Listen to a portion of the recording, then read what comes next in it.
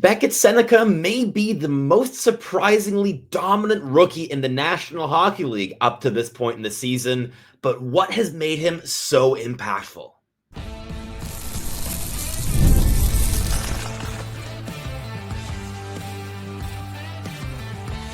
You are Locked On NHL Prospects, part of the Locked On Podcast Network. Your team every day. Hello, and welcome back to Locked On NHL Prospects, part of the Locked On Podcast Network, your team every day. On this show, we break down everything prospects related for you 5 days a week, Monday through Friday. I'm your host, Sebastian High, the USA scout over at Elite Prospects. And on today's episode, we're going to be focusing on the Anaheim Ducks, and more specifically on Beckett Sennecke, who's made a fantastic debut in the National Hockey League so far in his very young career. And he wasn't necessarily expected to even make the team in training camp, at least outside the Anaheim market. I know I had my doubts. I was expecting him to be at least sent back to junior after a 9-game trial or so. But he is stuck like absolute super glue and become irreplaceable for this team. Just truly an impactful player who's currently riding a 7-game point streak. There's so much to love with Beckett Sennecke. So on today's show, we're going to be breaking down how he plays the game, looking back at his draft stock and maybe how he's progressed since then diving into his season this year, including some statistics to paint a picture of how he's been playing, and finally wrapping up the show by looking ahead at what his end potential may be and who his best line mates within the Anaheim Ducks organization could be as well, because there may already be more than one clue. But that's the outlook here for today's show. But before we jump into it, today's episode is brought to you by FanDuel. Download the FanDuel app right now by visiting FanDuel.com and win $300 in bonus bets if your first $5 bet wins. So Beckett Sennecke, fascinating hockey player, and one that I've been so interested in watching for quite a number of years at this point. A player that has just always exuded creativity, confidence, handling skill, being able to break games open and complete highlight reel plays like very few others across the National Hockey League, or at least among prospects in that age group.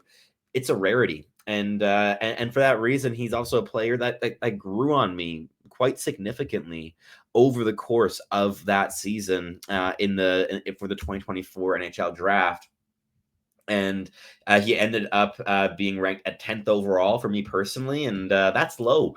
Yeah, with hindsight here, he's been a top 5, and I mean, hey, 3rd overall.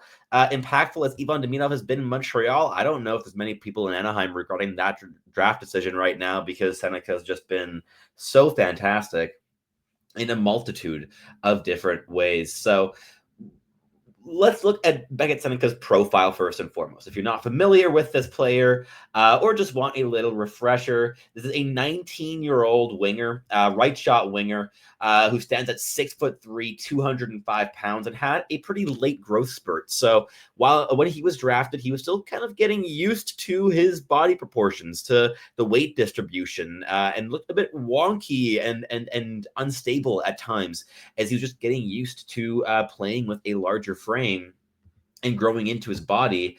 But in that season, the actual production on the surface was good, if not excellent, with 68 points in 63 games in this draft year campaign. But he really massively heated up in the second half. The gap, or the improvement between the first half and the second half of that season, was massive. By the playoffs, he was one of the most dominant players in the entire Ontario Hockey League. And then this past season, he went right back to the Oshawa Generals in the OHL and put up 36 goals and 86 points in just 56 games, just lighting it up, especially with that playmaking skill, the hands, creating loads of space for his teammates. And he's gotten year after year more and more comfortable with using his body, his strength, his power to create time and space for himself and his teammates on puck. And So far this season with the Anaheim Ducks, this guy has been a forechecking machine, incredibly difficult to play against, very disruptive with his stick, very physically engaged, closes his gaps aggressively, applies pressure just incessantly. And that has resulted here in 24 games to start his NHL career with 7 goals and 18 points. That is crazy stuff. That puts him at second in the rookie points list right now behind Ivan Demidov. And overall, this guy's been arriving really, really well in the National Hockey League. And I think what's really stood out to me as well is the chemistry he's been able to build with a multitude of different players already here so far this season. We're going to talk specifically about his connection with Cutter Gauthier in the next segment, but I think what makes Beckett Sennecke so appealing already at this young stage of his career is how adaptable and versatile he is. That style of play of intensity and physicality and high-end skill with the puck on his stick, while also having added a lot of mental pace to his game on puck since being drafted, making really quick decisions while he's under pressure, retaining possession, not just trying to go play hero puck. And while we still are seeing flashes of his junior game coming out in terms of just junior style dekes and dangles that he's trying to attempt if he's in a bind that work against his own age group, but just don't fly in the National Hockey League, has led to some giveaways. He's certainly leaning a lot more towards giveaways than takeaways here so far this season, but still, because he's been able to bring that value on the forecheck, he's constantly supporting his teammates and creating space for them down low in the offensive zone where it counts the very most. And I think that with that versatility, Beckett Sennecke has just been able to find such a nice place in this lineup that even when the lines get mixed up a little bit and he has to adjust the way that he approaches, because you play with every different line mate slightly differently, you play off of them in different ways. But his adaptations to those line switches in what I've seen so far this season have been impressively quick. So very intelligent player, has all the skill in the world. He still looks a little bit wonky on his feet, in all honesty. I still think that if you give him another 2 or 3 years to develop and maybe focus on that just coordination on his feet a little bit more, this guy could be an absolute like fluid moving like powerhouse off the wing in terms of a power playmaker who's able to attack at speed, change directions very quickly on a dime, got that agility, the hands keep up no matter what with the feet. And he has both a shot and a playmaking arsenal to make defenses pay. And that type of triple threat in the offensive zone is a rare one. And you pair that with physicality as well. And it's a unicorn profile, and you can understand why the Ducks ended up selecting Beckett Sennecke at 3rd overall, perhaps controversially there back in 2024. And of course, shocked Sennecke himself most of all of anybody in that building. I know at the same time, before the pick rang out through the rafters, I was having a conversation with Brock Otten and Derek Neumeier from McKean's Hockey, and I believe we were spitballing that like at that point, Beckett Sennecke probably was our favorite to go there. We've been starting to hear some murmurs around the floor there at the draft, and it just kind of made sense to us with how under wraps things were being kept during that draft class. And yeah, so it's kind of a cool feeling to be among the less stunned people in the building when that selection was announced. But Beckett Sennecke has just been improving steadily ever since, and repaying the confidence of that selection. And we'll keep digging into his game, and specifically what has made him adapt so seamlessly to the National Hockey League level, because I think there was a couple things here to really highlight. But before we do that, we've got a quick message here from our sponsors at Locked On NHL Prospects. Let's be honest, most of us can't even name all of our financial accounts, let alone what they're worth. Between 401ks, savings, and investments, it's always so easy to lose track. And that can mean leaving money on the table. That's why I started using Monarch. It's an all-in-one personal finance tool that brings your entire financial life together in one clean, easy-to-use interface that you can access either on your laptop or your mobile device. Monarch's visual dashboards and smart tools make it so much easier to understand where it is that my money's going and how to make it work harder for me. Don't let financial opportunities slip through the cracks. Use code LOCKEDONNHL at monarch.com for 50% off your first year. That's code LOCKEDONNHL at monarch.com for half off your first year. So back to Beckett Sennecke here in the second segment as we are breaking down some different elements of his game. But here we're going to focus a little bit on what has made him adapt so much quicker than perhaps I myself anticipated. And I know other people in the scouting community perhaps expected as well. But I know Ducks fans were among the most confident in his ability to step right in, and good on them for knowing their prospects. Certainly has become a very informed fan base around the NHL in the last at least like 10, 15 years. I've really always enjoyed my interactions with Ducks fans wherever I've had them. And I think the thing that I want to focus on here most of all is his evasiveness powered by his handling. I think this is, if you had to isolate a single element, and of course, there's always more than one element, there are dozens upon dozens. But if there's one primary one that I think is kind of the crux of this point, it is that elite level evasiveness and handling ability that Sennecke has. He's so difficult to strip of the puck.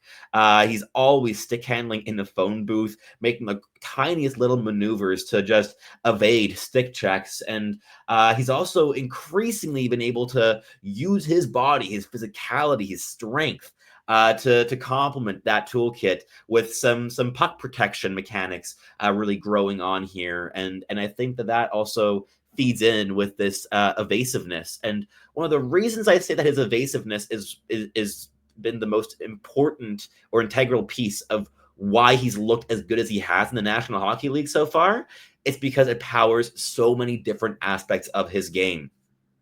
His playmaking game is largely powered by his deceptiveness, which in turn is supported by his evasiveness with his handling skill. He's unpredictable with the puck. He hides his intentions really, really effectively through his handling skill and just the natural talent he has, or the hard work talent he has in that regard. And I think that with that, being able to evade opponents really well, he's able to drag opponents into his orbit, like a gravitational field almost. I've seen this in a couple Ducks games I've tuned in for this season, where defenders are just gravitating towards Beckett Sennecke. They all have a confidence that they're able to maybe strip the puck off of this young, spry 19-year-old kid and catch him off guard. But Sennecke is among the most skilled improvisers that we've seen come through the draft in the last couple of seasons. He's at his best when he is trying to solve problems on the fly. He's so difficult to pin down and contain and secure the puck from. And with that, you have a lot more space that opens up for his teammates. This in turn opens up also some passing lanes and playmaking opportunities for Beckett Sennecke. And it really has been the playmaking element that has been really impressive to me personally. I mean, he has like 6 assists in his last 7 games. It's like 1 assist every single night. Just the model of consistency over the course of this recent 7-game point streak and counting. And again, it all goes back to that base of handling and of evasiveness. But what I find super interesting with this is that the evasiveness itself is not just something that's powering his offensive game. It's also creating offensive opportunities, extended offensive opportunities for the Anaheim Ducks. What I mean is that Beckett Sennecke is a penalty drawing king. He has 14 drawn penalties on the season. That's more than 1 every 2 games. That is insane. Just for comparison, he's sitting at 14 on the season. The next highest Duck in the drawn penalty counter is Olen Zellweger with 8. That's 6 less. That's almost 50% less than where Beckett Sennecke is at. He is just constantly forcing defenders to overextend, to be a bit overzealous, over-aggressive, by instilling them with a sense of overconfidence that I theorize has something to do with how wonky he might still look on his feet. He looks beatable in a way, but the puck just always sticks to his stick in some way or another. And with that talent, with that skill, he's able to then draw sticks into places where he is very happy to make use of them and draw penalties and create massive power play opportunities for a very young and talented Ducks power play to go to work. So 14 drawn penalties, that would be a total of 28 power play minutes. Of course, less than that because they've scored on multiple of them, but still 28 penalty minutes drawn so far this season. And Beckett Sennecke, he has only played in 24 games. So that's more than a penalty minute a game that Beckett Sennecke is giving his team and is doing so at a rate that nobody can compete with him on, at least to start the season here so far. And as he gets better, as he gets more agile, as he gets a bit more fluid, you could expect that number to go up further. So a lot of things that I really respect here with Beckett Sennecke in terms of standing out from the pack and really making himself a specialist in more ways than one. He's not just a playmaker. He's not just a power forward. He's not just a skilled forechecker. He's not just a heavy shooter. He's not just a penalty drawing force. He does all of these things while working very hard, bringing intensity, refining details. And yeah, there's still mistakes here and there. He's a young player. He's 19 years of age, but the production's been fantastic. The deployment's been like second line caliber minutes for much of the season, some third line deployment as well. But overall, he's a guy that I think, despite these maybe areas to iron out in terms of the wonkiness and the junior type skill plays he still attempts in suboptimal conditions at times, that is more than worth the price of having him high up in your lineup and having a bunch of puck touches. So a player that I think a lot of us were expecting to be a force for Team Canada at the World Junior Championship. There's no shot Anaheim's letting him go to that. He's way too important for this team. And I think that all of these strengths, all of the reasons that he's adapted so seamlessly to the National Hockey League, even including the evasiveness, because it's not just handling, it's activity and aggressiveness. He puts defenders in uncomfortable positions by pushing them back on their heels and attacking very directly, trying to cut to the middle of the ice. He gets tripped in those situations.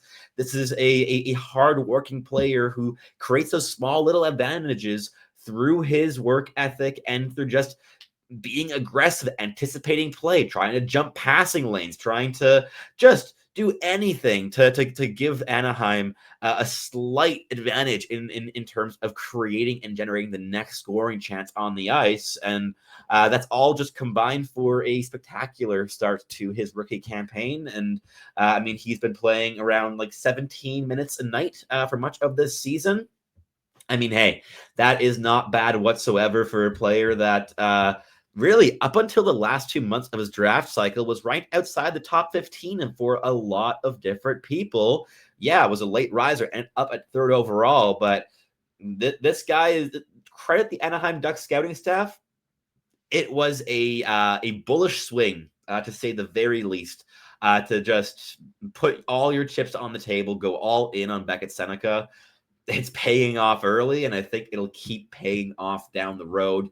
He's been looking just fantastic. But that's it for the second segment. In the final one, we'll wrap up the show by talking about his potential ideal line mates and where he might end up in terms of the ceiling here in the National Hockey League. But before we do that, we got a quick message from our sponsors at Locked On NHL Prospects.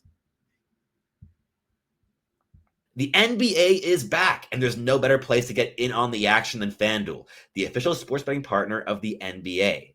Even if you miss the start of the game or want to ride the hot hand, FanDuel has live bets on everything from who you think will score next to big fourth quarter comebacks. Plus, you can even combine your live bets into a same game parlay for a shot at an even bigger payout. I know that's my personal favorite way to play, taking big swings on multiple predictions that I have in a single bet in order to maximize my potential returns. It keeps every single game exciting too, especially when your team is making that big late push. Right now, FanDuel is giving new customers $300 in bonus bets when your first $5 bet wins. So head to FanDuel.com to sign up and play your game with FanDuel, the official sports betting partner of the NBA.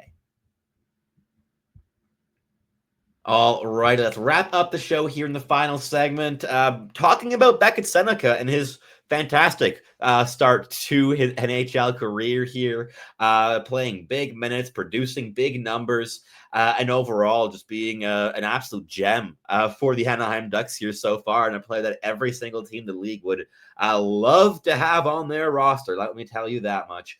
He's not fun to play against either, but he's just so quickly become invaluable to this team. But again, the question here is just how high is his ceiling and who are his best line mates?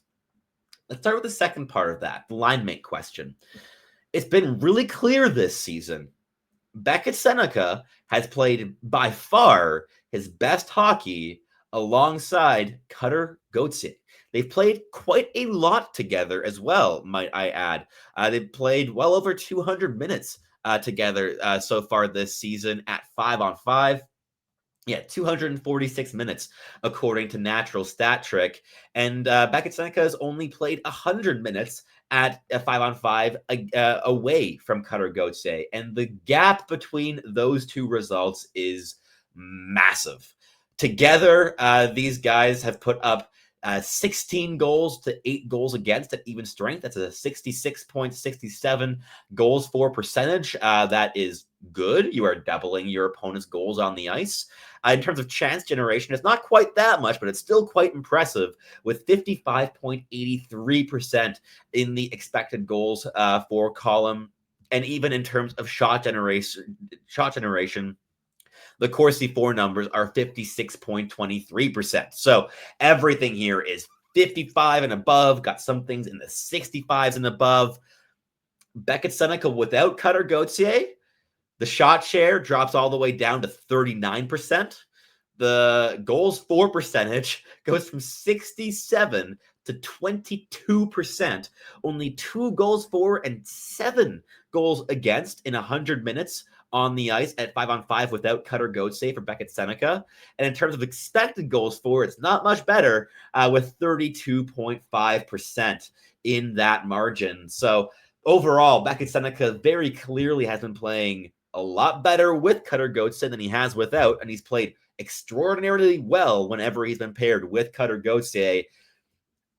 I would love to see long-term a top line of those two with, of course, Leo Carlsson down the middle. I think that would just be incredibly entertaining as the long-term top line.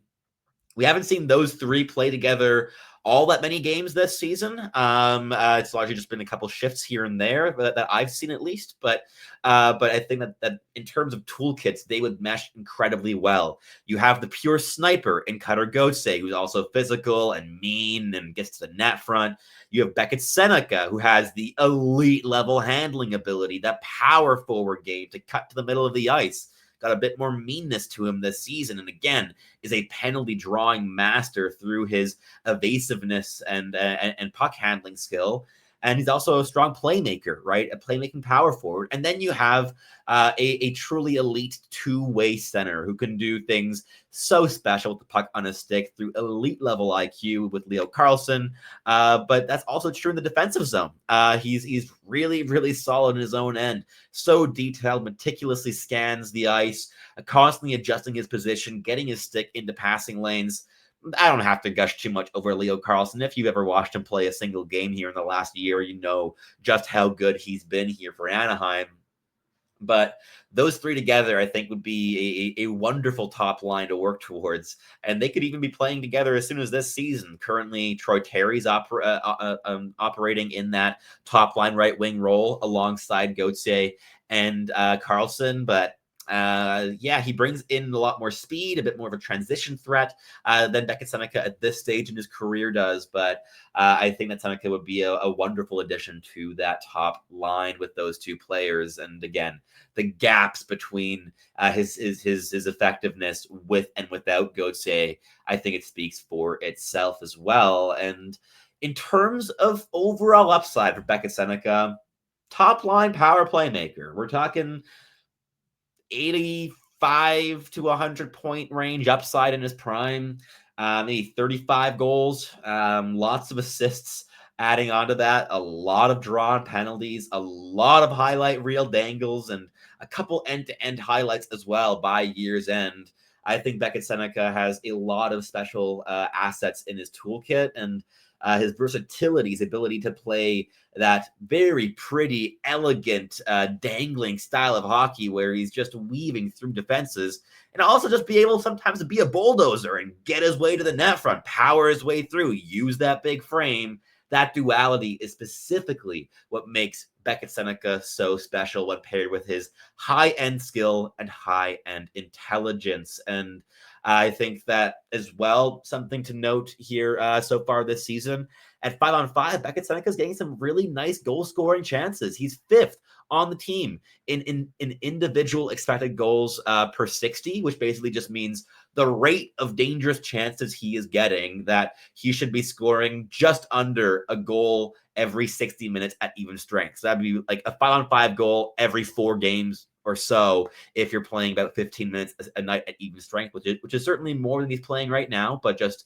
to kind of paint a picture of it, that's a very strong rate in terms of chance generation and getting into dangerous areas and accessing the low slot and really being able to create for himself. And the players above him are the ones that you would expect. The guys like Leo Carlson, the guys like Cutter Gauthier, the guys like, I believe Ryan Strome was in there as well with that veteran net front presence. But yeah, Beckett Sennecke with that versatility, with this diversity in what he's able to do, I think is really what has established him as such an impactful player as a rookie here for the Anaheim Ducks. And again, that 14 drawn penalties were the next highest. It's 8 on the entire team. And I mean, Sennecke's not playing the most minutes on ice among this team. That's not ice time adjusted, it's just plain statistics. And yeah, he's just been so difficult to pin down, and to be that out of the gate as an NHL rookie, that's something special. That's something to keep a note of. So, Anaheim Ducks fans, I would love to hear about your enthusiasm and excitement for this prospect in the comments down below if you are watching on YouTube. But that does wrap things up here for us today. If you're listening on your favorite podcasting platform, please do make sure to make us your first listen of the day. For your second listen, you can head on over to Locked On Fantasy Hockey, where Flip and Steel break down everything that you need to know to build yourself a competitive and sustainable fantasy roster. Thank you so much for listening. As always, I'm your host, Sebastian High, the USA Scout at Elite Prospects, and I'll catch you tuning in again very, very soon.